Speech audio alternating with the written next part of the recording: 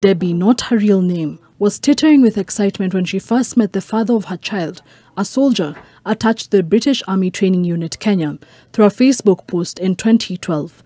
An online relationship that went on until 2016 when they met in person. Akakuja kanitembelea, tukakaa pamoja like 2 weeks and then he left. Then tukakaa hivi akatafuta post ya Kenya. Of which hata nilimsaidia kutafuta hiyo post kwa British Army ya Kenya. After alipata akakuja tukaanza kusumbuana. In July 2018, as the relationship with the Batuk soldier progressed, Debbie got pregnant. Nikamwambia niko na ball. Akaniambia ni sawa. Kuenda nikapata ako na mama mzungu, nikaambiwa na mtu ako na mama mzungu, unasema uko na mimba fulani na ako na mama mzungu. So mimi nikaingilia hiyo relationship yao na nika text huyo mama mzungu. Wakakosana. In March 2019, she delivered a baby. She says she texted the child's father many times, but he did not respond. Ikafika mahali nikasema nitaambia British Army. British Army wakaniambia kwanza nitafute ma birth certificates na nini niende kwao. Kuenda kwao wakasema lazima tena nichukue lawyer. Nikatafuta lawyer. It would, however, start off a series of frustration, as Debbie says Batuk denied her and her lawyer audience a number of times, despite being willing to have a DNA test done to enable her to get the rightful assistance. On 4th January 2023, Debbie, through her lawyer, wrote to Batuk a demand letter indicating the intention to sue over maintenance of the child, arguing that the soldier had abdicated his parental responsibility as the father of the child by refusing to make any contribution towards his maintenance and other basic needs. Debbie, however, says the hardest part has been the questions from her son about his father. Ananiulizanga hizo swali sana. Hata anasikia venye tuna report hizo cases. For me saa hizi ni child upkeep tu, nothing else. Simtaki, nataka tu child support, and that's it. Emily and her daughter Camilla, not their real names, share a strong mother and daughter bond, but previously the weight of an absent father caused friction between them. Emily says she was at a cafe in Nanyuki in 2005 when she met Phil, a Batuk soldier, who approached her and began a conversation with her. She recalls that while initially she was reluctant about a relationship with him, with time, a beautiful courtship began. The couple exchanged letters, with Phil being very upfront about his feelings. For instance, this excerpt of a letter he wrote to her. "Hi, my darling wife. Hope you're okay. It's very dusty here. Time is going by fast for me. I'm working 7 days in 1 week. Long day, but there's always time to think of you." Actually, my engagement was very powerful because he came from Europe, kwa airport, kaona mtu amepiga magoti, "Will you marry me?" And I ran away actually, because unajua ilikuwa surprise, I didn't expect that.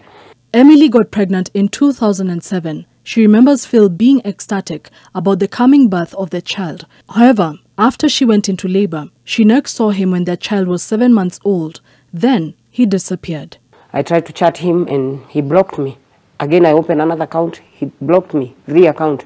I tried at embassy and I tried also with the family because the mother knew me and the sister. But all of them, they were telling me he's a grown-up, they can't do anything about it. She says she has given up on getting answers from Phil. She, however, says caring for Camilla has been a weighty task as she is unemployed. I ask her how she would react if she ever saw him again. What I would like him to do is just to give my child identity ya kwao, because she's a Briton. Akona right ya kupata nini, even kwa embassy wameandika. Camilla, who is 17 years old, says she has been bullied for her skin color and wonders if the situation would have been different if she had the cushion of her father's presence and protection. So, kufika class 6, where we learn about the colonization of Kenya and other countries, I personally feel attacked because it started name calling and then all of a sudden they just started bullying me. how about you go back to where you came from? Because you don't belong here, and I'm sure your father abandoned you because you're useless. In a bid to soothe the loneliness, Camilla reached out to her father on Facebook. He blocked her. Have you ever talked to a ghost?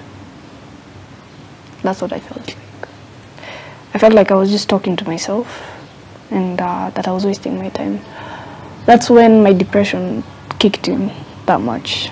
As you can hear, I started cutting. I overdosed a few times. And I was calling out to death at that time. Because I was like, I'm seeing my mom go through a lot of troubles because of me. If she controlled the wand of fate, she says she would undo her father's actions, especially for her mother's sake. If you know you're not going to be there, just stop with your evil intentions. Because you're spoiling someone else's life. But if I see him right now, I'd cry. Then I'd give him a slap. And then I'd cry more. Give him a piece of my mind. Then, because I still, okay, let's say I need a father's love in my life. Camilla adds that her grades in school have also been affected and recalls one particular incident at school that was sentimental to her. There's these men who came to school from Belgium. I don't know why. I think it's the white connection or something. When they said they were leaving, I literally cried. And then on top of that, they by now they're the same age as my dad, right? So I was like, that hurts. At least they got to say goodbye though. Emily still wears the engagement ring Phil bought her, a sentimental piece of jewelry which she says was a jewel in the crown of their relationship. Both women say that the Defense Cooperation Agreement should take into account matters of Batuk soldiers who sire children, then disappear into the cave defined as deadbeat, arguing that it is their children who end up nursing wounds from battles that would have our father as a shield and a sword, wounds and experiences that can be and have proven to be explosive. Well, indeed, the relationship between Kenya and the United Kingdom is a mixed bag. A history of a slave and master relationship in colonial times onto one that has been in formal jargon of shared prosperity. Now, among the faces of United Kingdom's presence in the country is the British Army Training Unit Kenya Batuk, which has been in existence since 1964. And while the presence of these troops has offered Kenyans and the country at large various benefits, it has also left behind a trail of damage, some of which is irreversible. Some live with the scars of the havoc wreaked on their lives by activities of some Batuk soldiers, including deaths of people and animals and destruction of land and livelihoods. Well, the Nation Media Group did dig into and uncovered different crimes committed on Kenyan soil by the British soldiers, and now there have been efforts to cover up the tragedies, all the while innocent, vulnerable Kenyans have been suffering. And this is captured in a three-part investigative series known as Camouflaged Crimes, which you can certainly find on our website, ntvkenya.co.ke. And that's a conversation we want to have this morning. Allow me to introduce my panelists this morning. I'm joined by Dr. Njoki Wamai, who's an assistant associate professor, international studies, USIU Africa, and also captures and likes to talk about a number of issues, including gender, the young people, Africa policy. Thank you so much for joining us this morning.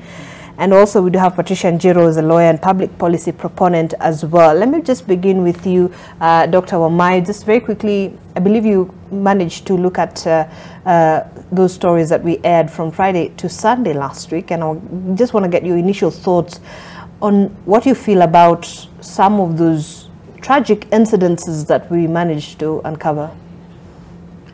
First, I want to congratulate Nation TV, and I'm sure Gina Kirori for the good work you have done as a media station. I think these are the kind of stories we need to be told, and we don't drop the ball, because I think this, I was just looking at the agreement. There's actually an agreement, and for any Kenyan who wants to read it, it's available on the British website. You just Google the Batuk Agreement, it's there. And Kenya has been renewing this agreement since 1964. I can see the recent agreement was 2021. And my worry is how How much were we able to input? In general, I would say it's very, very, very sad listening to those children, that teenage girl talking about reaching out to her father who blocks her, the times she has tried to commit suicide. And these are the only cases I'm sure nation media was able to find. You can imagine there are so many more. You know, there are so many others that are undocumented, people who probably have not had access to the media. Right. So this has been something that is ongoing. I think that is very, very sad. And elites need to really, for one, start thinking about the people beyond these big agreements. Because I think, because they make it look like it's a defense agreement. So, and you know what happens, in not just in this country, but in many countries where democracy is not very entrenched, as long as anything is security, we are told, forget about it, it's high level, it's not our business. No, it's our business. And we need to, and I'm glad that the media is actually bringing out these issues. Indeed. Let me also get, Patricia, your initial thoughts on some of these things that have been happening over what years we already have, and we'll capture that in a moment. An unsolved murder of a young woman, Agnes Wanjiru, up until now, which, you know, the probe is still ongoing, and there's not been resolution. A lot of families seeking justice, but really, what do you make of it? I think, just like Njoki said, it's very tragic what's been happening, and I was quite excited when I saw the in-depth analysis that went into this investigation piece, and they got to speak to the actual families, the victims. They got to bring us their story, their voices, their perspective, because I think a lot of times there's a lot of surface conversations that happen on this issue, but the team went really in depth. They went into the homes, they met the witnesses, the ones who were alive, the ones who passed, and their siblings could tell us what their experiences were of those witnesses, the fear they were living under, just being a part, knowing that they were a part of these cases, knowing that there seems to be deliberate cover-ups by the authorities who Kenyans should be able to run to sort of report what's going on, and not feeling that protection from the Kenyan authorities. And so it gave us a lot to think about. And Were you shocked by some of those revelations? I wouldn't say shocked, because I think maybe, you know, the British have unfortunately had a pattern, and this pattern goes as way back as the late 1800s when they came to construct the Kenya-Uganda Railway. There was a lot of emphasis on, we are creating employment, or we have about 20,000 laborers on site. You know, we're transforming the community. Yet on that same project, so many people died, so in the thousands, Kenyans, but we don't hear that. We don't hear that story. We don't hear that perspective. We don't hear the impact on the families, on the environment, on the wildlife. You know, same thing during the colonial era. So many families were affected. But the British, unfortunately, sort of, they lean more towards the side of, oh, we were helping civilize the continent, and we were creating employment, we were creating opportunities, opening up the region, the market, you know, opening up trade routes. So we hear that perspective a lot, and the impact on the nation, on Africans, on Kenyans, it's always kind of underplayed. And I liked that this piece did not underplay any of it. So we got to really get the heart and soul of what our fellow Kenyans are going through. Right. Yeah, it was so important for us to feel that. Indeed. Dr. Omai, do you feel like sometimes the things that we hear, the reports that are out there, sort of under, like what Patricia says, under really plays, or under, you know, just doesn't give the full extent of the damages and the atrocities that are meted out against, you know, communities that really have to deal with such kind of situations?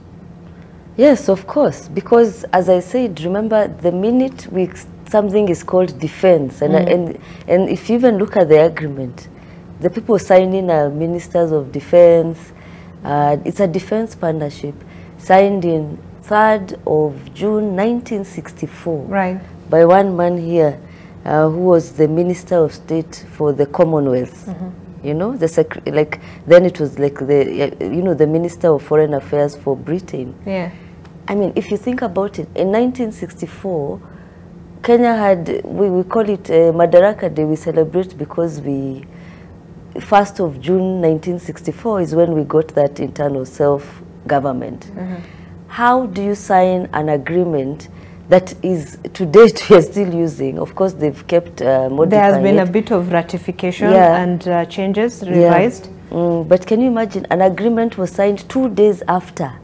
It's like somebody has been occupying your house, and then the day they're leaving, they tell you, for me to live nicely, let me sign something so that I can be coming back to your house to throw the trash in your garden or something. Right. Or to be doing, I don't know, to think of some toxic thing was, of course it's not that toxic. Initially it was Kenya needed this defense partnership on one hand because the military, our military was still very young for that matter. It needed, we didn't have the defense capabilities. And there's also the trade partnership aspect as well.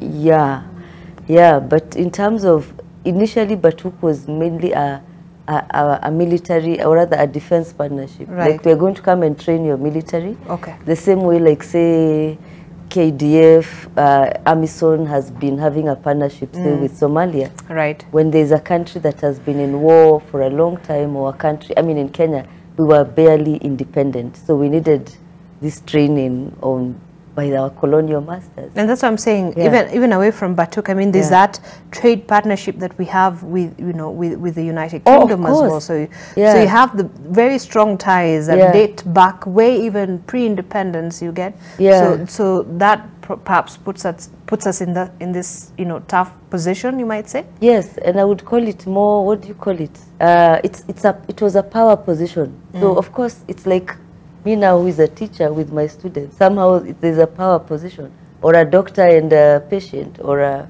you know. So people who, there's no way we could have negotiated. We were not equal on the table. We were not on an equal playing field. These guys are living, they are a colonial master. And I'm sure when Jomo Kenyatta or whoever who was signing that agreement, they thought, let's do everything these people want, just in case they decide they are not living. If they are living, let's okay, you want this, take, Right. whatever.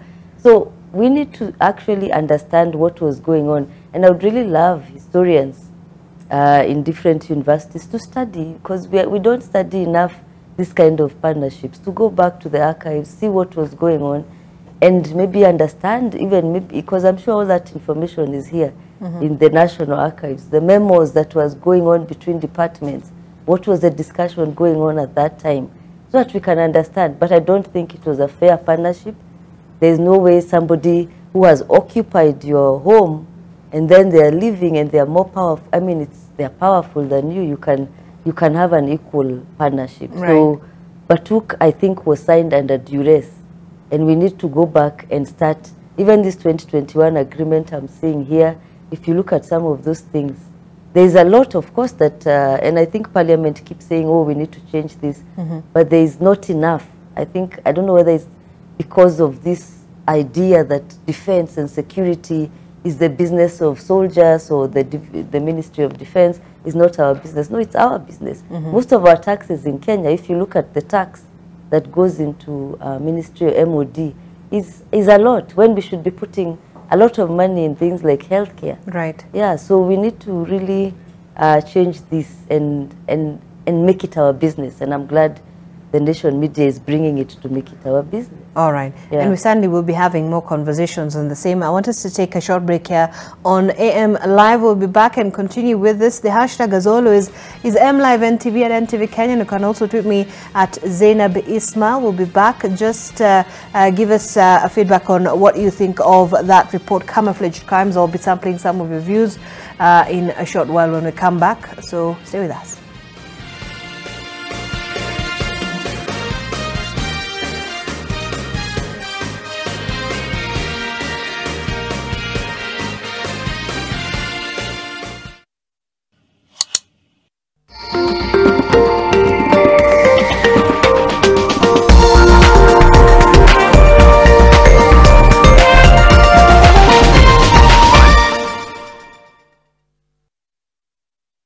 paper this week. Milk Wars. After Kenya blocked milk exports by Kenyatta-owned Brookside Dairy, Uganda President Museveni sets sights on West Africa for new milk market. Ruto caught between International Monetary Fund and rioters. East Africa Community Trade Deal with America taking shape. Plus our opinion leaders. Queen Samia, be gracious in celebrating the misfortunes of Tanzania's neighbors. Charles Onyango Obo. We know the past and present. So, what's the promise for tomorrow? LC Eakuze. Political heat. Foreign investors withdraw $345 million from Kenya's economy. For this and more stories, get your copy of the East African. Andriy Popovich was in a car crash today. He was the one driving. He's alive at the emergency ward. You told me that was all. And now you're saying that Andriy's still alive. I thought you were professionals. Forget about your money. Take it easy, lady. I didn't want you to kill just anybody. It was supposed to be Andriy and Yana. Who died anyway? How the hell could we have known that Andriy would survive that crash? That could all change. Maybe he'll be dead by the morning. Something's wrong. Somebody help! Help! Help! Somebody call a doctor here! Emergency! Doctor!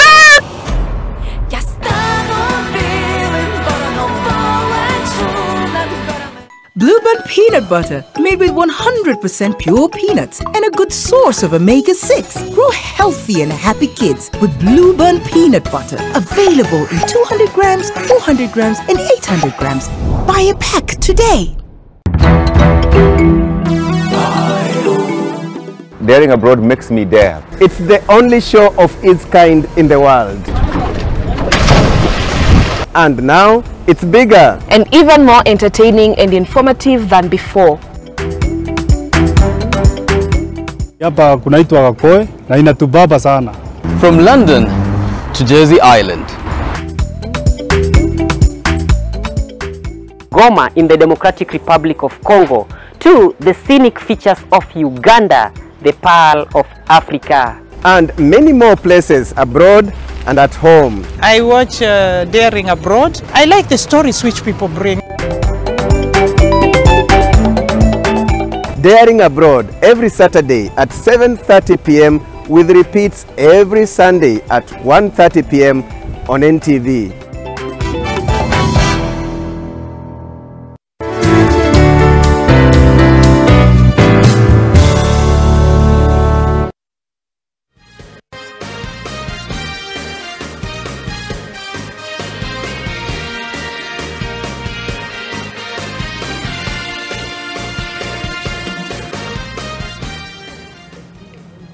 All right, welcome back to the program as we continue with our conversation. And also before that, remember, our conversation is based on a three-part series that we aired between Friday and Sunday of the past week, and it captures some of the activities of the British soldiers under the Batuk installment there in Nanyuki. But look, we have a couple of things that we want you to see. This is just a part of what we captured in our first installment of the series. Just a glimpse of the story as narrated by Ngina Kirori. For formality's sake, please start by introducing yourself. In November 2022, UK Armed Forces Minister James Heappey stated that no investigation into the murder of Agnes had started, but was at pains at explaining why the case had not progressed. The thing that needs to be resolved is bringing together two legal systems that are based largely on similar ideas, but need just a little bit of reconciliation. I am disappointed by how long it has taken thus far, and I want this to be resolved so that we can get on with the investigation and get justice for Agnes. So how will that happen? Well, I can't. I mean, I'm deliberately not giving you that detail because it's not detail that it's either in the Kenyan government or the UK government's interest to expand on. Kenya's Attorney General Justin Muturi has revealed that during the meeting between him and the UK Armed Forces Minister, James Heapy said that they were willing to expatriate the soldier responsible for Agnes's murder for trial in Kenya, but were worried over whether he would be subjected to a fair trial. We raised the concern over Agnes's murder case once again with the British High Commission. In response, our Ministry of Defence spokesperson stated that the jurisdiction for this investigation lies with the Kenyan police. The UK's Defence Serious Crime Command and Unit are proactively engaged with the police in support of the investigation. The spokesperson is right. The ball is in the Kenyan authorities' court. The Defence Cooperation Agreement between Kenya and the United Kingdom, which is the legally binding pact which allows the UK to train on Kenyan soil, establishes primary jurisdiction for Kenyan authorities for criminal cases involving UK armed forces. However, when we reached out to the Directorate of Criminal Investigations over its laggard approach to Agnes Wanjiru's murder investigations, we received no response. The investigating officer assigned to Agnes's case also hung up on us when we reached out for inquiries. To include murder as one of the offences which are under jurisdiction. Nelson Koech, the chair of the Defence and Foreign Relations Committee, says that the committee has added murder as one of the offences in the Defence Cooperation Agreement as part of the efforts to resolve Agnes's murder case. Laxity was actually on our side, because this is a murder that was executed outside a work area. So it means that the person who committed that murder should have been tried in the Kenyan jurisdiction. In May 2023, when UK Minister Tom Tugend had visited Kenya, there was hope that there would be progress in the case, inching closer to posthumous justice for Agnes. When you have interactions, you expect a few unfortunate incidents, but the two countries are resolving the matter diplomatically, quietly, and also in the spirit of friendship. But how can you solve murder diplomatically? I mean, there's no concept like that in law. You cannot solve murder diplomatically. Nderitu Mureithi, the former Laikipia governor, was outspoken over the murder of Agnes during his tenure, even going as far as declining invitations to the UK's Remembrance Day celebrations in solidarity with Agnes's family, until a time when the case would be resolved. It would be inconceivable that a Kenyan soldier could go to London, kill someone, and get away with it. Why is the reverse not the case? He, however, holds DCI accountable for dropping the ball when it comes to ensuring the stalemate is resolved. Many of my conversations with British officials while governor was that they put it at the DCI's doorstep. For those of us who will remember how these cases, starting in the 80s, the Sandstorm case and others in Mombasa have been determined. And even the fact that we've got the Agnes Wanjiru case in Anyuki itself, where you still got push and pull as to who has jurisdiction to try this British soldier. The Sandstorm case Macharia refers to happened in 1980. It bears similarities to Agnes Wanjiru's case, as it does contrasts. This time, the murder was committed by an American soldier named Frank Sandstrom, who murdered a woman in Mombasa, identified as Monica Njeri. The two had agreed to spend the night together where disagreement ensued. Sandstrom broke a bottle over her head and stabbed her to death. He was released on a $70 2-year good behavior bond and repatriated back to the United States. Frank Sandstrom was released at 3 p.m. Kenyan time, and by 4 p.m., the ship taking him back to the United States had left the dock. The Defence Cooperation Agreement between Kenya and the UK was ratified in Kenya's parliament in 2023 after a 2-year stalemate.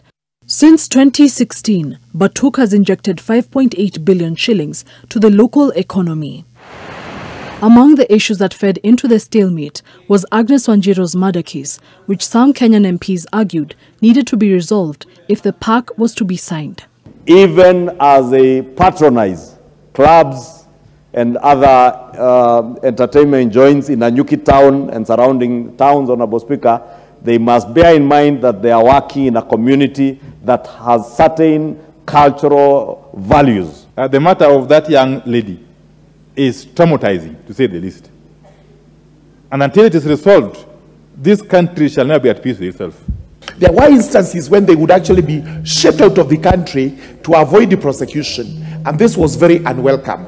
And this is the reason why we have the rider on murder, and eventually we must have a whole clause in the treaty that all criminal offenses must be tried in the host country. Nevertheless, despite the revelation that no investigations into her murder have started, the agreement was renewed between the two countries for another 5 years. All right, so that is just part of what is captured on the first part of the series Camouflaged Crimes, and this is with regard to the murder of Agnes Wanjiru. She was 21 years old at that time. Her body was dumped in a septic tank in a hotel in Nanyuki town, which was found 2 months later. She was last seen by a British soldier then. Look, there's so many things that have been said about that. Patricia, one of the things that has come out quite strongly is the issue of the diplomatic relationship between Kenya and the UK.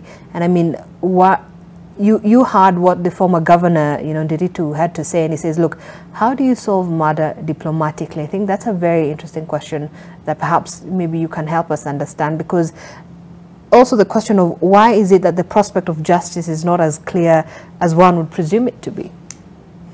I mean, I agree completely with the former governor, because, I mean, there's this narrative that we have been talking over the years and saying we have very good relations with Britain from a very long time, and I really don't agree with this statement, because our relationship has been completely hostile from the beginning, from when they landed in this country.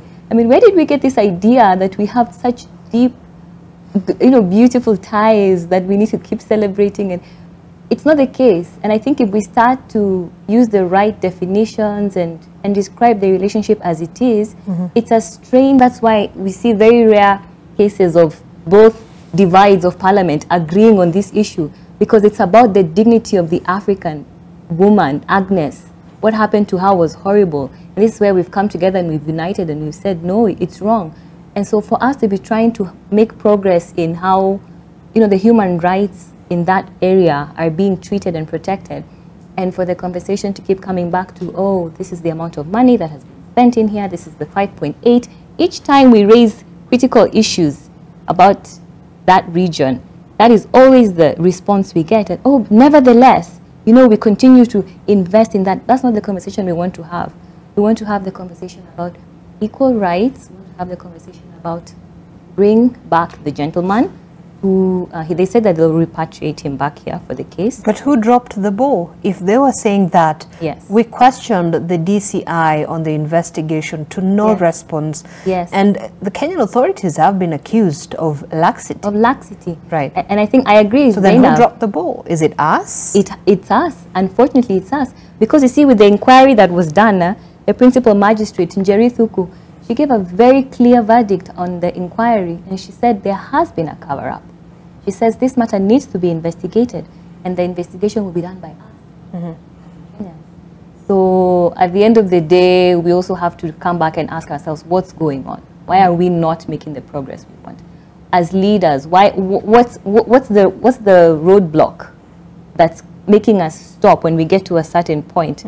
I would like to know that. Kenyans would like to know that. And so that's the question that we're all asking. All right. Dr. Njoki, diplomacy and crime to what at least we've witnessed, so far.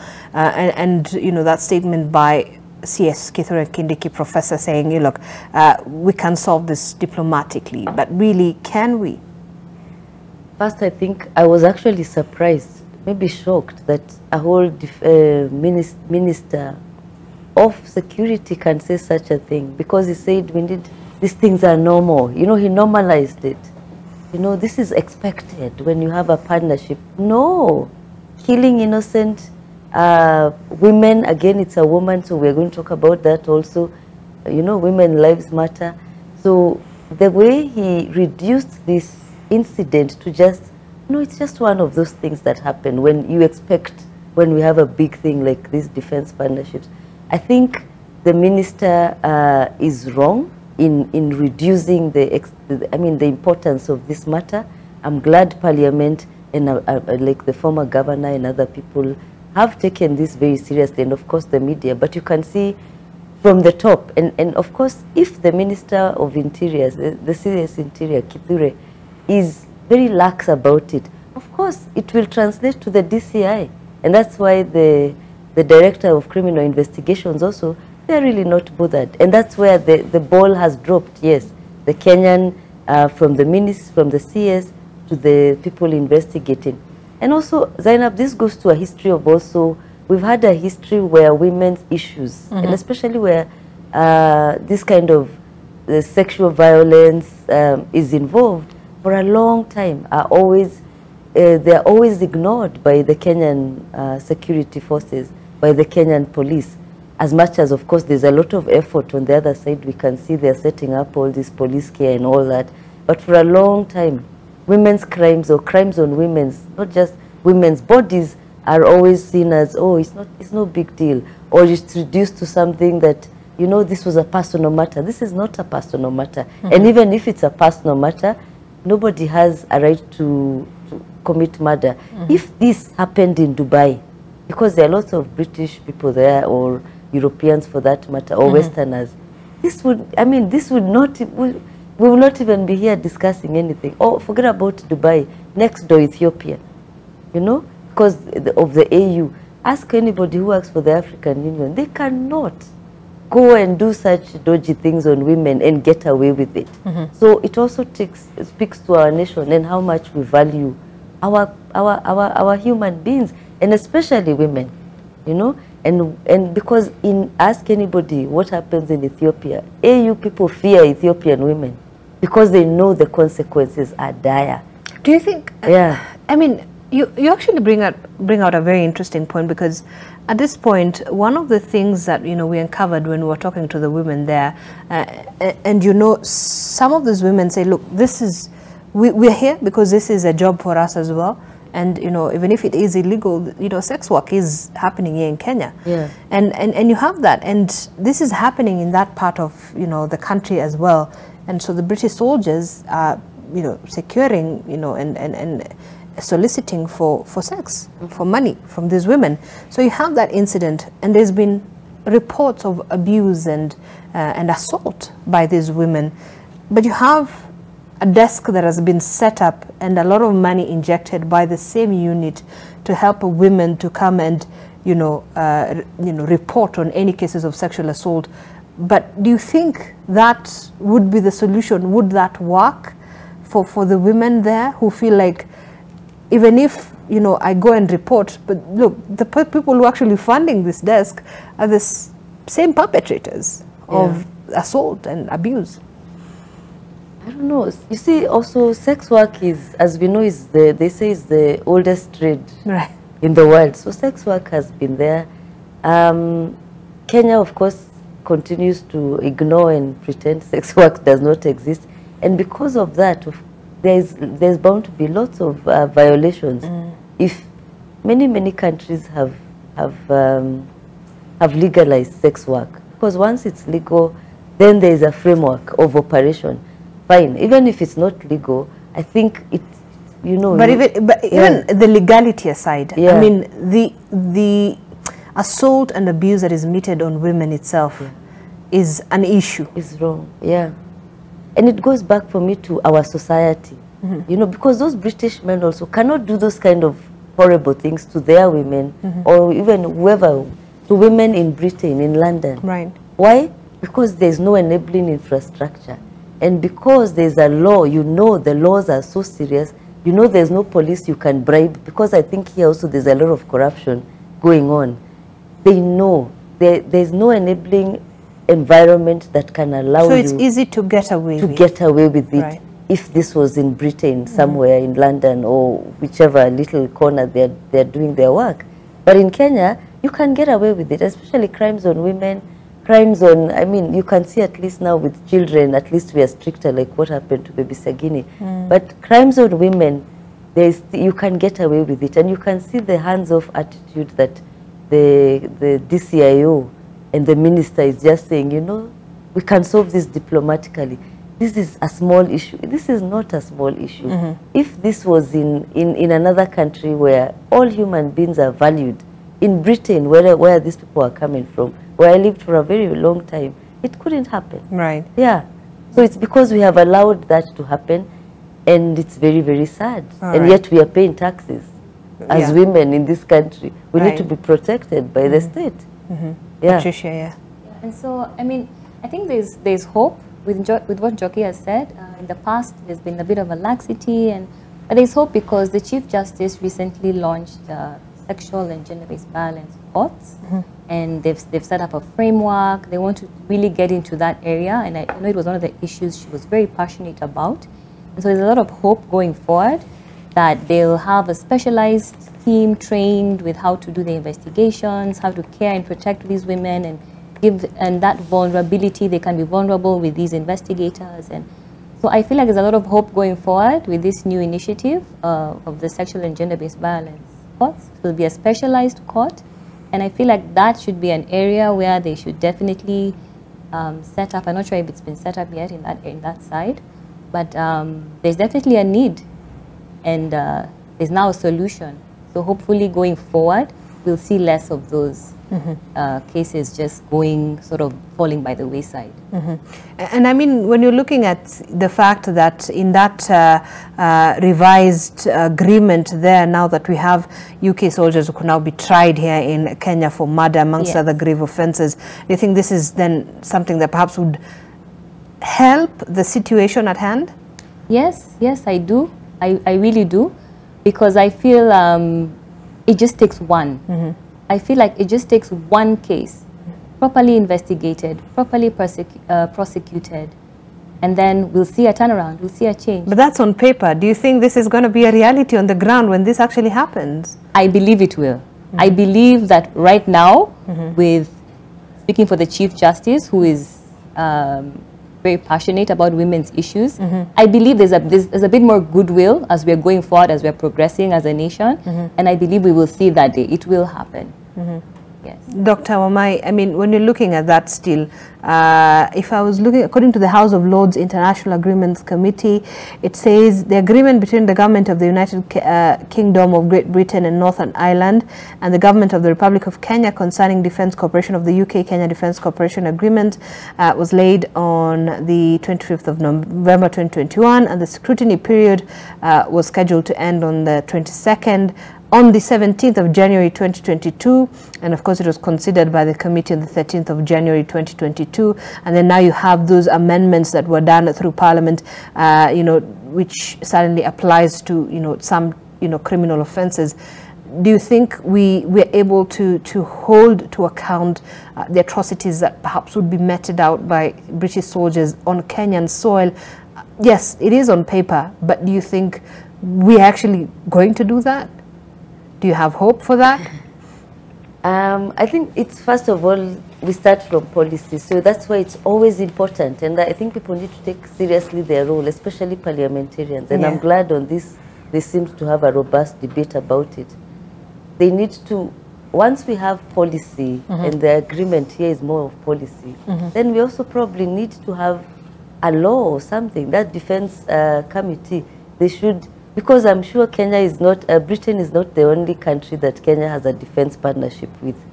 We also have the US, and we've seen the US also over both have really for a long time done very serious offenses. You've seen that case of Sanders? Yes.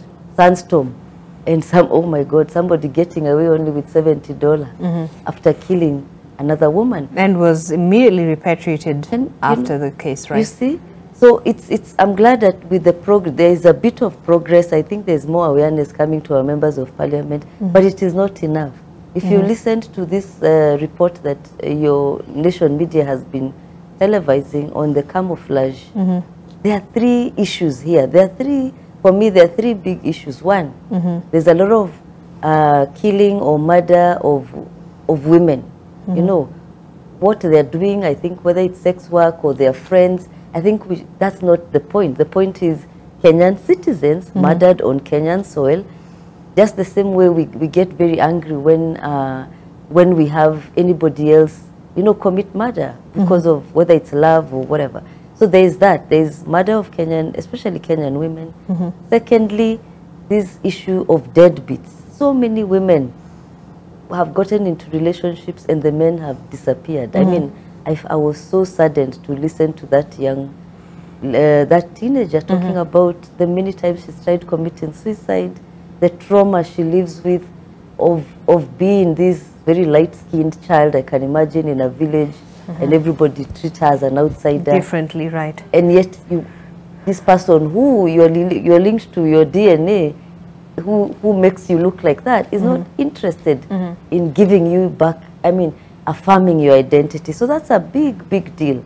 So that's an issue of children's rights and beyond. So that's another issue that the parliament or whoever who can implement something needs to sneak that in the next agreement to say, look, children born here, you have responsibility, and the lawyer will tell us more what can be done. And the third thing we saw from that report is crimes now on pollution, like what happened in Loldiaga. Correct. Who are talking about asthma that they never had, water pollution because of the toxic substances they use in a very fragile ecosystem in the training. So those three are crimes, I think, that needs to be thought about. Of course, now with climate change, it is now that the legislation and the legal issues are coming up on how we can legislate issues of pollution, climate. But NEMA has quite a robust legal infrastructure on how to deal with pollution. And you can see when it's having health effects on the people. Most of those people, someone was showing her house is cracking. You know, her wall already has a huge crack. So what happens to such people? So the only thing the parliamentarians were able to do is insist that murder has to be there. But there are so many, many crimes. There are children issues, children rights issues. There are pollution issues that need to be dealt with. There's destruction of property. So I think there should be nothing like all crimes should be tried here, and they should expand those crimes, because that's exactly what's happening. Listening, and you can see these people train in places where it's people who have these are low-income earners. So the minute they commit these crimes, they even reduce, they reduce even the lifespan of most of these people. Because essentially they said the reason why they decided to set up base in that area is because, first of all, the population there, they're a bit far from the population. It's a conservancy. But then at the end of it all, it's an environment that you have wildlife that inhabits that. There's a biodiversity, there's an ecosystem, and animals that occupy that habitat. So there's certainly a lot of still damage that would be caused, despite the fact, yes, it's not near a populated town, it's not near a trading center, but still the impact of it would still, really be huge. Patricia, yeah. And you see also, remember, it's a pastoralist community. So when they talk about it's not a very heavily populated area, you see these are people who move around constantly. And they said it, those who were interviewed in this piece, they said we move around constantly. So there's no way they can avoid the health issues. There's no way the animals will avoid getting, like the animals, we had 5 elephants died. And they didn't want to admit that. Which, by the way, we have our own authorities who dismiss that report and say no. In fact, there was actually an environmental assessment report that downplayed the fact that there were any elephants that really died. But you have the locals there that say, look, we know of animals that died here. Yes, right. They saw the carcasses, and I believe the locals, I believe the people on the ground, because this is their environment, this is their home, their habitat. And so what are we really doing if there aren't even, there's no transparency, we don't have trust. We don't have trust with this partner. To be completely honest, from the history and what's been going on with every issue that is raised, there's always some sort of pullback. We can offer this, or we'll give you this report, but not this, or this we don't need. And there's a lot of suppression of information, which is not right. And I think by the time we're coming together to say we have signed an agreement, whether it's a defense agreement or a trade agreement, I mean, the people of Kenya have lost confidence in this agreement. So you're saying there's already mistrust? There's a lot of mistrust. These two entities. And even as we speak about that, we also did compile just a short part of what was captured in that series that talked about the Lol Daiga fire in Laikipia. Let's have a look if my director Jackson can do that, please. Thanks. It is actually astounding that they've never done even public participation to know from the community whether this training is compatible with the community. But the residents say the Loldaiga fire pushed them to the edge. Na hatuwezi kubali vile baba zao walikupiga baba zetu na waje watupige tena. Hatutakubali hiyo tena. You can go back to the forest kwa sababu ya hii watu. Kama sivyo wakija hapa kuwe na kamati kutoka hapa na kwao na serikali. We have what we call hii wanaitanga memorandum of understanding. Ati hapa lazima mfanye kitu. Magonjwa mingi imetokana na kifua. Ndio hiyo moshi. Na hiyo maji inalima kwa mlima huko juu. Na wale watu wanasema ati wamekuwa registered. Sasa sisi kutoka hiyo moto wakati mvua ilinyesha. Mafupa ya hizo wanyama iliteremshwa kwa mto, juu zingine zilikuwa zimeoza ngozi zao. Hiyo moshi yote ilikuwa ikateremshwa na mto. Tukaenda kwa mto tukachota hiyo maji. Tulikuwa tunatumia hiyo maji, ilikuwa black kama hiyo shirt.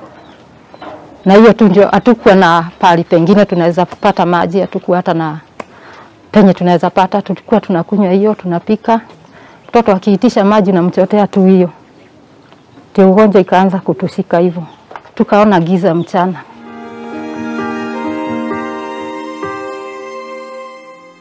Tukikaa kama siku 3 tukasikia hata macho sasa inaanza kuuma, tukashindwa tuende wapi.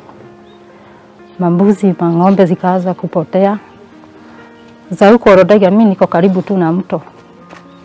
Zikaanza kukimbia juu moto ilikuwa imezifuata. The Loldaiga fire did more than just burn the vegetation. It lit fires of frustration, anxiety, and fear among residents of various parts of the ranch. The pastoralists decried that the fire hit their livestock, their only source of livelihood. Hiyo mweshi umeharibu kila mimea yetu. Sasa ile mabaki, sasa jilali wamekuja kuangusha mwa hatuna nguvu. Wameisha kwa ajili ya hiyo mweshi. Sisi ni wafugaji Maasai. Hatuna lengo lingine, hatuna kazi na kuna kazi yetu ni mali yetu. Maguruma mabombo na amepiga sisi mamoshi, imepiga sisi mpaka watu wengine sahi hata akilitu hapo utaona utashangaa. Hatuna chochote. Sahi hata kuenda nyumbani hakuna kitu. Hatuna malisho. Ile ng'ombe 2-3 ambayo iko naye una mali pa kulisha. Amemaliza nyasi. Wanyama yote amefuka Kimandura. Kutoka nje. Dofu alifuka ng'ambo hii. Nyoka, simba alikula mali, amekula mali ya watu. Nimeona kwa sababu ng'ombe yako iko pale. Najaribu kusave hiyo ng'ombe yangu. Nimeona kitu ajabu sana sijawahi kuona. Sijawahi. Manaka hiyo moshi ilikuwa na hatari kubwa. Karibu rukia Nyakumu kumaliza watoto. Mto ndio hiyo. Iko na barabara ya miguu ya mifugo. Despite this, the report by Howard Humphreys classifies the damage on the local community as moderate, stating that the fire had no significant impact on the community. This is not the only part of the report which downplays the Loldaiga fire. On page 107 of the 175-page report, it classifies the impact of the emissions from the fire activity as moderate, despite the fact that 178,179 tons of non-CO2 gases were released into the air by the fire. All right, that's still part of camouflaged crimes that was aired over the weekend, and it captures a number of things. So first of all, then, Dr. Omai, there's the issue of public participation that, sadly did not happen to allow the locals there to have a conversation on whether they feel it is right to set base of this, camp there, and what they felt about it as well. And then you can clearly see the pain in the residents' sentiments on the same and some of those things that are happening. So let me ask you this. I mean, what, 6 decades down the line since independence, are we really truly independent? Yes, that's we are. Someone says we have flag independence. You know, flag independence. Take your flag, have a country called Kenya, but we are not really independent in terms of our own sovereignty, like defense sovereignty. Till we don't need these international partnerships, this kind of defense partnerships, that we can train our own military. And actually, we need to also go into what is, if you go into the agreement and you think about what really, what training we really get. So till we get our own independence, you know. And also Kenya, because the challenge is 1964, 3rd June 1964, when this man signed with whoever who was the defense minister then, that partnership. So much change should have happened by then. Kenya should have looked for also other partners. Just because of course that time Britain was like, for lack of a better word, Kenya's mother. So there's no way that Kenya, you know, a new country would have said, oh no, you can't do this. Of course they could have, but remember also this was during the Cold War period. And during the Cold War, of course, there was the whole East versus West tensions, bipolarity, and Britain had to make sure all these countries they had formerly colonized were under lock and key under them, especially to do with defense and security because of the repercussions that it could have been. And also remember, Britain was trying to act as a frontier because Kenya was bordering Tanzania, and Tanzania was firmly on the left side with Russia and China. And so this defense partnership, beyond, of course, making sure that Britain has a place where they can do what they want in the name of a rugged terrain for their training, they also needed to lock Tanzania, and in that way make sure that they are very safe when it comes to the Cold War politics. But having said that, if you look at Kenya now has become the place where all the training for, if they want to go to Afghanistan, this is where they first have to come and train, because they're looking for a rugged terrain. And I'm thinking, look, the US has a rugged terrain in Phoenix, Arizona. Anybody who has even seen on the internet or if you've gone there, Phoenix, Arizona is a desert. Why can't Britain form partnerships with the US and go and train their soldiers there? Because at least the US and Britain, they're at the same level. You know, there'll be no taking advantage of each other like what's happening in an unequal partnership where one of the partners was a former colonial master. It shall never be an equal relationship. But there perhaps could be a balance, because look, at the end of it all, we are also, you know, our military is still getting, you know, some sort of skills from that. And the economy of the area where they're staying is also going to be helped to some extent, because you have all the soldiers who are working there, and you know they must live and survive there. So you have some sort of investment too. So we are not an island as a country to say, look, we don't need you. So then how do you create that balance? I think of course there's no Kenya benefits, but also, and that's why I would love even people who are good high economics people to do a whole study, econometrics from 1964 to date. How much have we, what is the cost-benefit analysis? Yes, we get this, forget about these billions they're talking about, because it's in, those billions could even be like they have paid a British consultant to come and train you. That money doesn't come here. It still goes back to the British consultant. Right. So show me like solid money or solid money that you have bought, maybe this equipment for the Kenyan military, or this is the training you did, and because of that they have moved from point A to B. So yes, I agree. Like I saw Batuk has employed about 550 locals. Kenyans, locals, they call local civilians. But remember also these are very, yes, those are, and I agree Batuk has really helped in the economy of Nanyuki, but it's also very little. 550 secretaries, and most of them are admin people. You know, so what are they called? Security guards, secretaries or admin people, mechanics. Those are the main people that are employed. Also remember, even if they're employed, it doesn't mean they're also having a good work experience. Anybody who has worked in Kenya in places where they're Westerners versus locals, there's usually a lot of mistreatment and unequal payment, unfair practices that need to be dealt with. But yes, we can improve the partnership, and I think the buck rests with not just Parliament, this defense minister, because it's very, very easy. Just borrow a leaf from Ethiopia or Dubai. There's no all these external people who are there who get away with anything. And the rights, and it goes back to, do we value our people? So it seems for us Kenyans, we need to first decolonize ourselves. We are still, especially the authorities, the people who are in government and who do these partnerships, like in the MOD. Till you value yourself as an African person, then you can be able to sit at the table with your former colonial master, the British, and have an equal partnership and say, no, this cannot work. If you cannot do that in Britain, this will not work here. There's no way you can say all your people, all criminal offenses must be tried in Kenya, and these are the criminal offenses, and we need to start expanding them to children's rights. If you have a child with a Kenyan national, you must be held accountable. Provide. Exactly.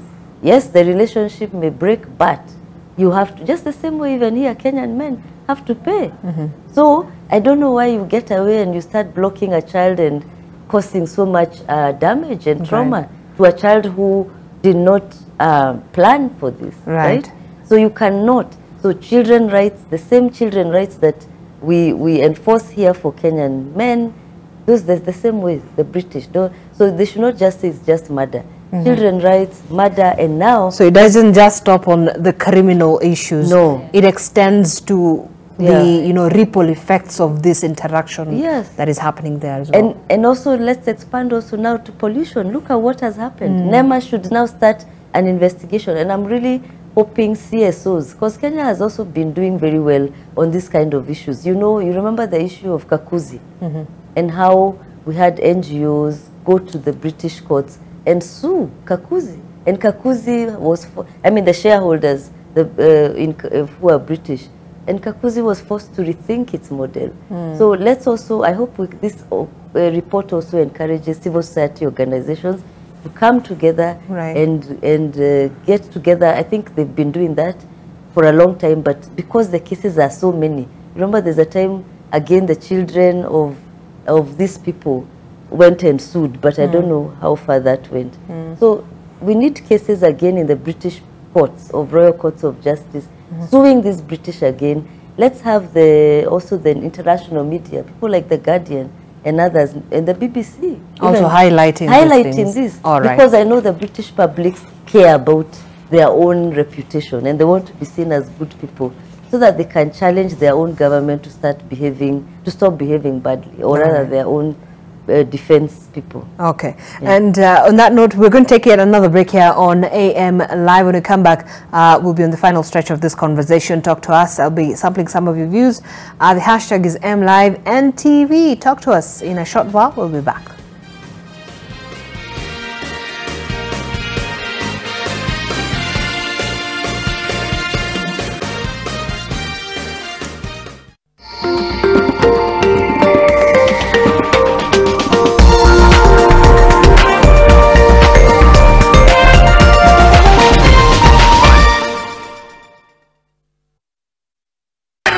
Looking at you, he's seeing a millionaire, he's seeing a president, he's seeing a businessman. Join us for a mega supernatural restoration crusade at the Tononoka grounds from 20th to 23rd July starting 2 p.m. Nimekwambia mara ngapi tuende kwa makarao na unisikizi? Va. Ishia. Enda. Gaze. The license, amulale ndani. Unachagua gani? Tracy. Unafanya nini? Pesa zako na mtoto wangu. Nunua KPLC tokens bila charges only on Airtel Money. Dial *334#. select Lipa na Airtel Pay Bill, then select KPLC.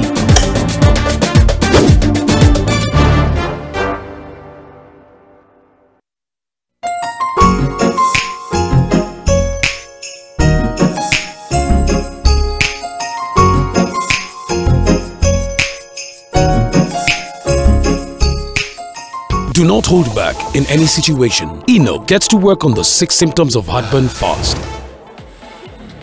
You do know you said all of that out loud, right? If symptoms persist, seek medical advice. Blueband peanut butter, made with 100% pure peanuts and a good source of omega-6. Grow healthy and happy kids with Blueband peanut butter. Available in 200 grams, 400 grams, and 800 grams. Buy a pack today.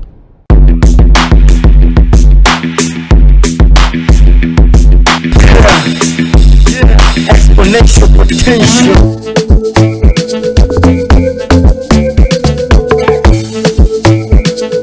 Good morning and welcome to The Morning Fix. This is the show where we do ukarabati wa asubuhi. My name is Mariam Bashar. And the most bankable host, Brian Aseli. Good morning, my neighbors! Get up and get ready for the most electrifying morning show on your airwaves. Mariam and Aseli on The Morning Fix every weekday from 6 to 10 a.m. I think Uganda is the only country that they can actually do a musical. All of them. Because they speak funny. No. They speak funny. Only on 96.3 Nation FM. All they talk about the best. Our Father who art in heaven, hallowed be thy name. Thy kingdom come. Thy will be done on earth as it is in heaven. Give us this day our daily bread, and forgive us our trespasses, as we forgive those who trespass against us. And lead us not into temptation, but deliver us from evil. For thine is the kingdom, the power, and the glory, forever and ever. Amen. To get Our Father as your Skiza tune, dial star 811 star 923 hash. Skiza, Nan Nation.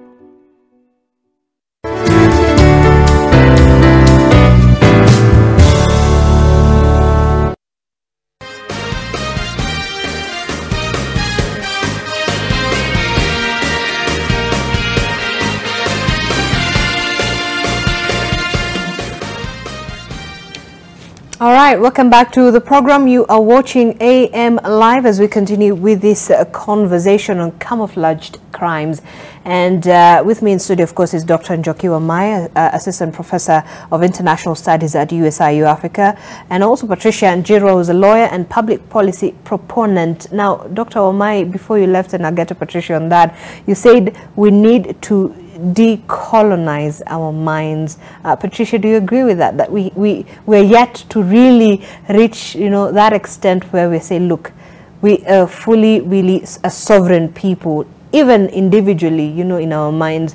So where do we begin with that? Because as it appears with all these cases that have happened, environmental pollution, you have reports of wildlife being killed, you have a murder of, a person, which is clearly there, unsolved to this point, but still there, and so many injustices that have been meted out to some of these residents, at least we know in Nanyuki, that's in Laikipia County. But really, do you think we can say we are yet to reach a point where we are able to decolonize our minds fully? That's a really good question, because I really strongly believed that this government could have had the opportunity to be a turnaround, a turning point, because, like you said, it's been 60 years. It's been, I remember I this week learned that Tom Mboya also spoke on this issue in 1959. Mm-hmm. And he was asked, do you feel like you guys need a British presence, the British Army, present in Kenya? And he said, no. For what purpose? And it begs the question, how much support did he have back then? How many free thinkers were there back then to support his ideology and push it forward? Because like we said, this agreement was signed very soon after independence. And I said, so all these years going forward, where are we missing the mark? What's happening? What's going on? Because we are here having these conversations. Our minds are clear. And a lot of leaders before, unfortunately, they enter some of these positions, their minds seem pretty clear on the direction that the country needs to go. And so what happens when they get in there? That's what we are all really wondering. What are these conversations happening behind closed doors that we don't know about? That for example, a member of parliament could, before holding a certain position, if I could say it like that, would speak very vocally and say, this is wrong, it shouldn't happen, in fact, this agreement should be cancelled, we shouldn't renew.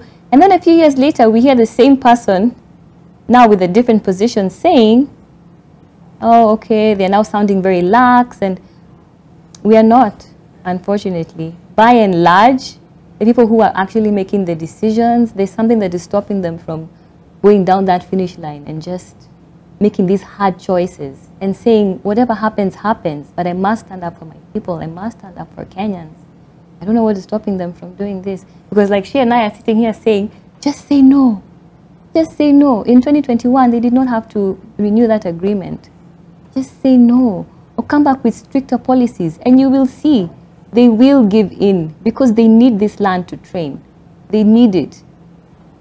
And like you said about the terrain, you know, Kenya is beautiful. We have to just start taking pride in what we have, the land that we have, the people, the communities. And you know, it's so heartbreaking because some of these communities around Laikipia, they've lost so much, but you still hear them saying, you know what, we don't mind them training, but they just need to adjust ABCD. That's the heart of the people that we have. But who is protecting that heart? Who's protecting that spirit of the people who are so open to sharing these beautiful resources? But it's almost like they're being slapped in the face when you have kind of child's play fires that rage 7,000 acres. I read it was 7,000 acres that was raged by that fire in Loldiaga. And so how seriously are they taking it?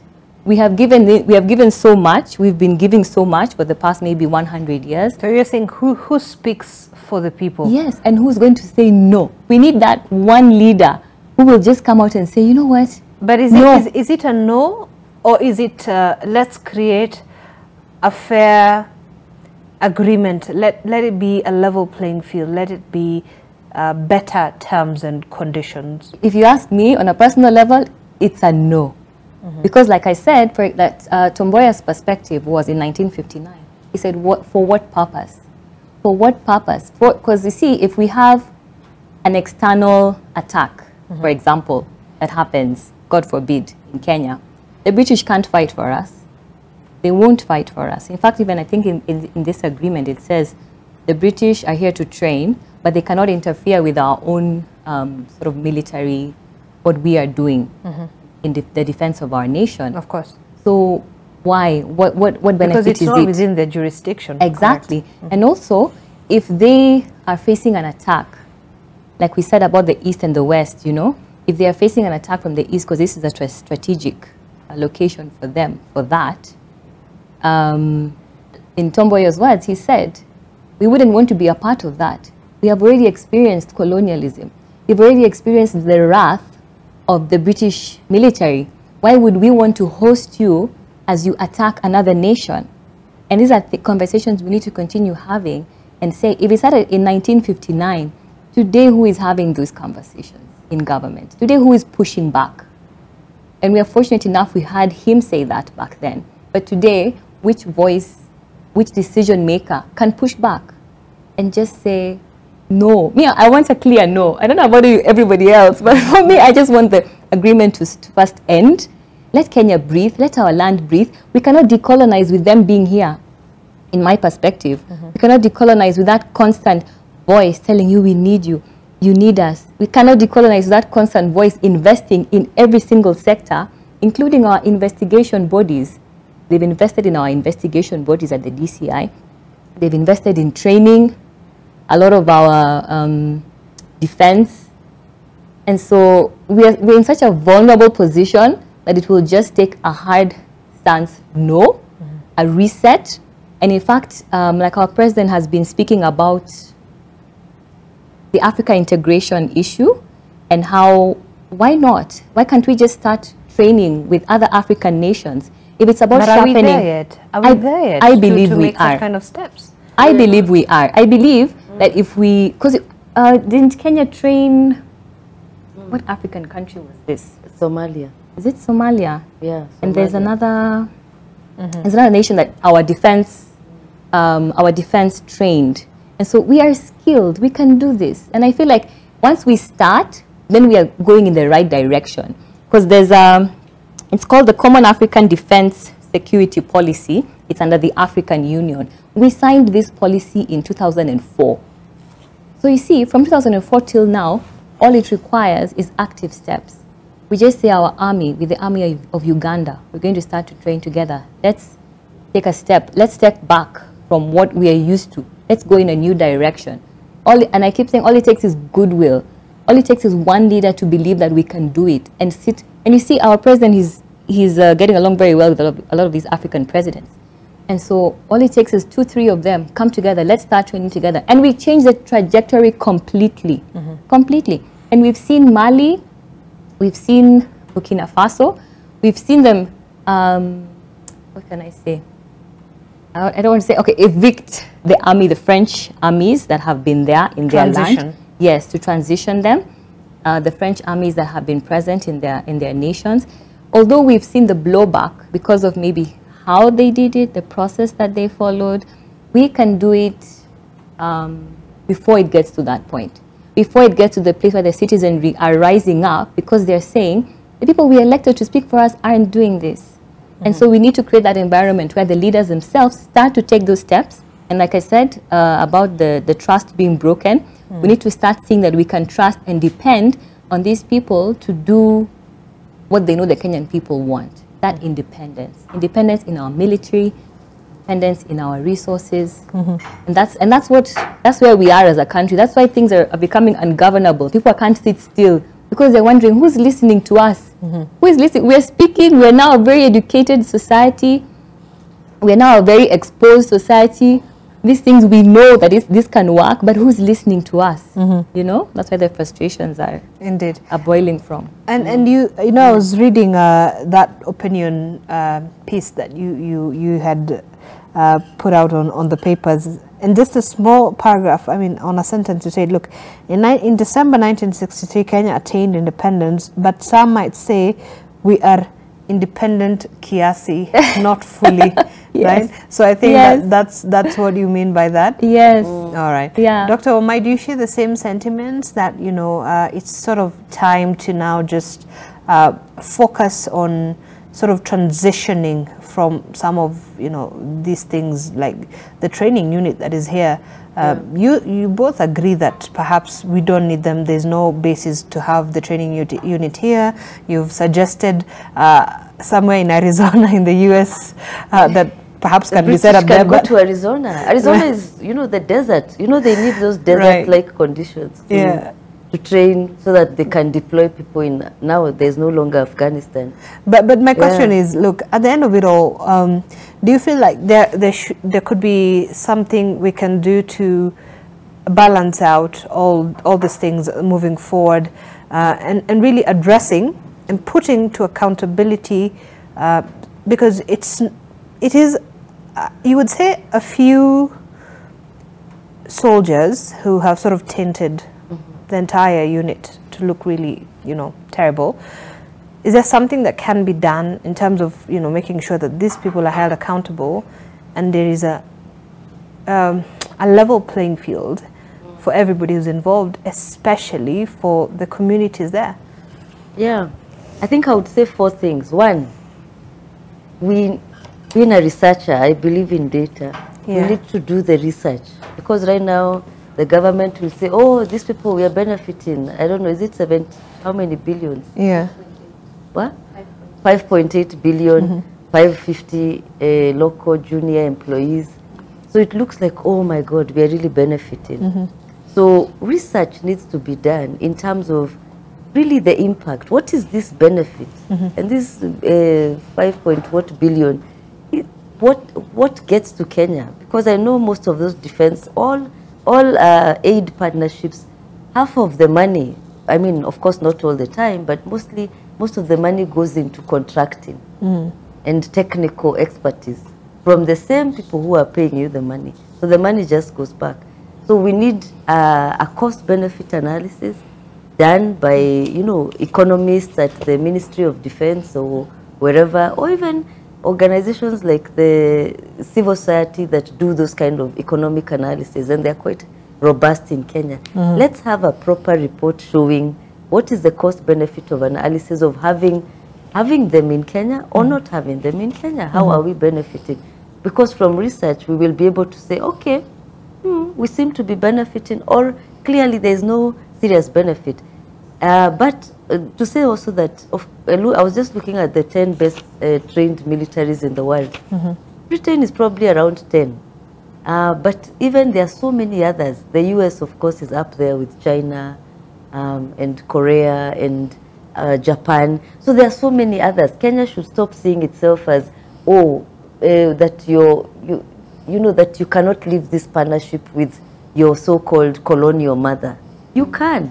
If it's yes, I agree. We are not that we're not as advanced in terms of military capabilities and training, though we are quite good, I must say, within the region. But we can always shop around. There are so many people we can work with, hopefully, and because then if we shop around, if you shop around for a dress or whatever, or a car you want to buy, you're going to get discounts here, better terms there. So let's stop assuming that our colonial relationships must remain forever and ever. There can always be time to renegotiate if we can't. And also say, look, just like Patricia is saying, let's have a break for 2 years, or 3 or 5 years. Or 10, so that we can, even the environment can rejuvenate where you have been messing around in Loldaiga, right? Let's see what happens without, of course, there are jobs for people, and I'm sure. And by the way, that even there's someone here on Twitter saying, Moses Odhiambo, saying, look, Germany, a major world power, still has US bases, same with Japan. So we need jobs. Go to some towns in Kenya and find, where do you find 500 plus people are employed in a single farm? Of course. And yes, we need jobs. But also, let's do a cost-benefit of analysis, because the same jobs can be created on, look, everybody these days seems to be moving to Nanyuki. Create other interesting things to do. Nanyuki can be properly designed now as a proper tourist center, or, whether it's industry, there's so much we can do. But I'm not saying that, no, we don't need them. I'm just saying, for me as a researcher, let's do the cost-benefit of analysis. Once we see what are we benefiting from, what are we not benefiting, how can we work on this? Is there a benefit? Should we drop this and maybe look for another partner, maybe Japan, China, or whoever? So it should not be cast on stone because you colonized us that you continue. It's only you we can be in partnership with. Right. So the more the merrier for me. So that's one. The second thing is in terms of policy, legal, and that's where I think Parliament and the people, policy makers, the CS, Kithure Kindiki, they need to get serious. You cannot just be saying these things happen, as a minister, because then it trickles down to DCIO. Clearly, we can see this DCIO has not done their due diligence in making sure that these women's, not just the women's lives, like their children and all those kind of issues are dealt with. Women's lives matter, and many times we ignore women's lives when we are thinking of what we think are greater issues like defense partnerships. And also the third thing, how do we get civil society and community, local community, to have awareness? I think there's they need a lot of awareness to know, and I like what they're saying. Nobody actually called us. There was no public participation, and yet that's enshrined within the Kenyan Constitution. Public participation. In 1964, of course, there could have been no public participation when somebody who has been, holding you by the gun tells you now you can go. You say, yes, take everything. But when there's renewal of this agreement, we are now there should have been some sort of, participation, 60 years public down the engagement and what they feel, because they've felt the effect and impact of this, right? So public participation. Right. That's something that came out very strongly in terms of when we talk about creating employment. Yes, they have created employment, but let's also remember the conditions that they are working under. Most of them have severe respiratory issues, and those respiratory issues continue into their lifetime. We saw them incurring very heavy medical bills, and others, it gets as bad as partial blindness, you know, vision impairment. And you see, and that's why for me, I say, again, the leaders, it comes back to who's going to speak for these people. We know they're there because they have families to support. But if they had a choice, would they really stay there? Exactly. Because most of them were complaining about the pain they're in daily. Most of them are complaining about even the IEDs. They are not all educated about the IEDs, the explosive devices. And I think there was an issue of one who died, because I think he picked one up. So yes, you have these 500 people. How well are we taking care of them? How well are you looking into their interests? See? And especially the outrageous statement we had, that some of them are used in the training. Some of them are asked to come and act as, you know, perpetrators just to aid in certain trainings. Like, no, who is speaking for those ones? They shouldn't be doing that. They're there because they need to support their families, but they need to have better working conditions. And so if the county governments or whichever other private sectors can come in to provide employment, the better. Because at the end of the day, by and large, that environment is not good for the employees, for the environment, for everybody involved.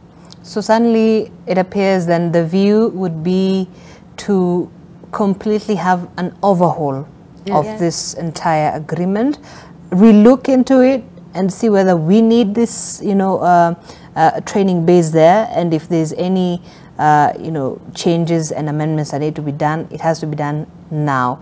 But also the issue of accountability and those things that have already happened. And just to perhaps just mention a couple of tweets here under the camouflaged crimes hashtag, I'll just mention a few.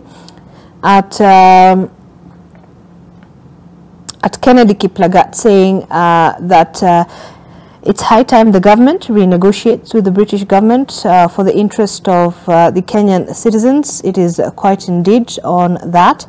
And Lil Umbwa or Bosco saying the erosion of trust caused by the camouflage crime is a wake-up call for institutional reforms and greater transparency in military operations. As a society, we must condemn acts that erode trust and tarnish the reputation of those meant to protect and serve.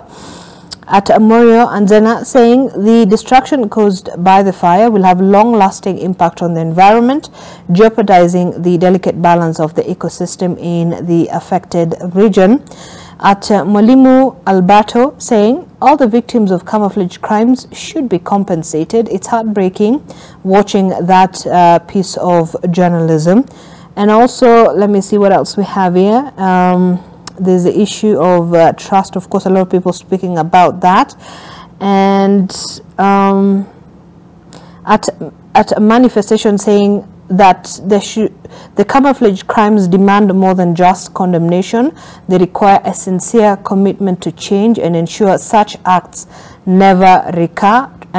Also adding that the trust and credibility of the British Army can be restored through transparent investigations and holding perpetrators accountable. So, Dr. Wamai, as we wind up, it is true that, you know, at the end of it all, accountability is key to sort of creating and enshrining the trust that is already eroded. Yeah. Right. Yes, of course, but you cannot even hold others to account if you don't value yourself as a black or as an African. And that's why I was saying, as we are decolonizing our systems and reclaiming our sovereignty, even in these defense partnerships and other partnerships, you know, now you can see people undermining because of the IMF, again, telling us what to do. So we have a long, long way to go, but we really have a long way to go in terms of reclaiming our sovereignty. Flag independence is not enough. Yes, we have a flag, but you can see as Africans we have a long way to go. All right. But if we have leaders who have decolonized themselves in the mind, and I would refer them to reading our favorite Ngugi wa Thiong'o's book. He has a whole book written, Decolonizing the Mind. Because once you decolonize the mind, you start valuing your Utu. We have just lost Professor Michelle Mugo, and she really spoke about Utu, our humanity. So let's reclaim our Utu, our humanity, as Africans, and then that way you start even reclaiming the humanity of other people, of African women, of our environment. So you'll not allow this kind of things to be happening. And as a minister, you kind of just treat it with the laxity that it doesn't deserve. All right. Yeah. Decolonizing the mind. Thank you, Dr. Njoki Wamai, Assistant Professor of International Studies, USIU Africa. Patricia Njirwa, lawyer and public policy proponent. Thank you so much for coming in this morning to have this conversation. We'll certainly continue with that. You can engage with us on social media. The hashtag on this particular report is camouflaged crimes. At NTV Kenya, you can also tweet at Ngina Kirori. And you can also tweet me at Zainab Ismail. The hashtag I'm using for this morning is MLiveNTV. Thank you so much for watching. But I'll be seeing you shortly on Your World. I'll be standing in for Winnie Lubembe. And we'll be having a bit of a conversation on health matters. This time, we'll be having a look at the issue of polio and the journey so far in eradicating polio in Africa and in the world as well. So stay with us. Good morning and good day.